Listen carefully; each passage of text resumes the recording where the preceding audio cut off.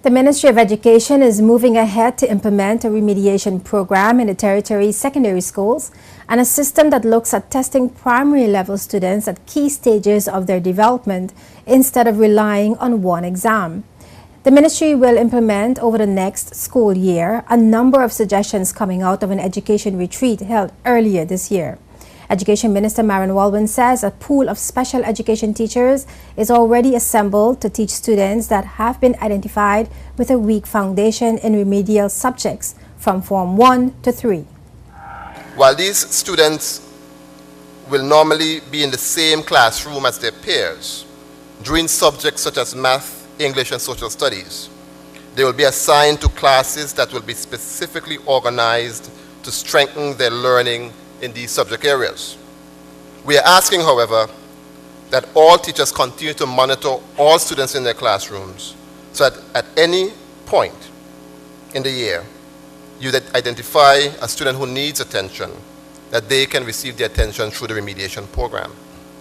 Additionally, we have formed an alliance with Alternative Secondary Education Program, which will offer free after-school classes to Forms 4 and 5 students having difficulties in English and math. While this is subject to space, we want to provide every opportunity for our young people to get a little extra help throughout the school year. With a strong remediation program in place, I'm giving educators, parents, and students notice that supplementary exams will come to an end very soon. We will be developing a post in the Department of Education to specifically monitor our remediation efforts and use this school year to test how well the program works. Additionally, government has made a commitment to providing universal secondary education to its citizens. The Education Minister said each child has a right to be educated at the secondary level, but he further noted that there is a need to move on to an examination system to test students at key stages of their development instead of relying on one exam to confirm their primary level education. At such a tender age, I believe such a challenge does more harm than good to a child's psyche and esteem. In addition, we now have teachers who are teaching our students to pass the exams instead of teaching them core principles that they will need to build upon as they continue their education.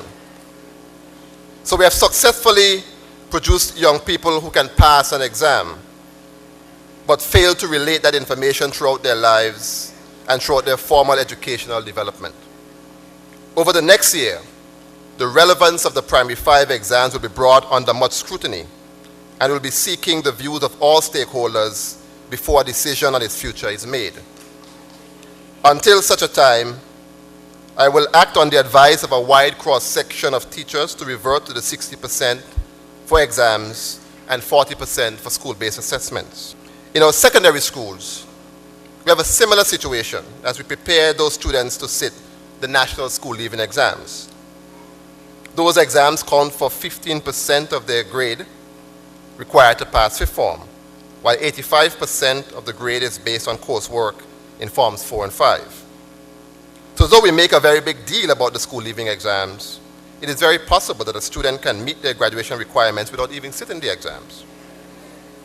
So then that brings into question the necessity of the school leaving certification system. One school of thought that I have found favor with is the implementation of a credit system where students acquire credits to graduate starting from Form 1 straight up to Form 5. Upon attaining the relevant credits, they'll receive their school leaving certificate similar to the traditional college credit system. The method used to evaluate teachers is also under the ministry's microscope. Minister Walwyn expressed the view that principals should not be the only ones responsible for the evaluations. He said the evaluation process should not be a punitive measure, but should be used to recognize teachers when they are doing well, and also recognize the weak areas with a view of working with them to improve those weak areas. Meanwhile, efforts are being made to provide teacher aides to schools with larger classrooms to give them the time needed to plan their lessons and to be more prepared to teach their classes. And the secretarial pool is expected to be formed and rotated from school to school to provide quality secretarial support to allow principals to better supervise instruction being given in the classrooms.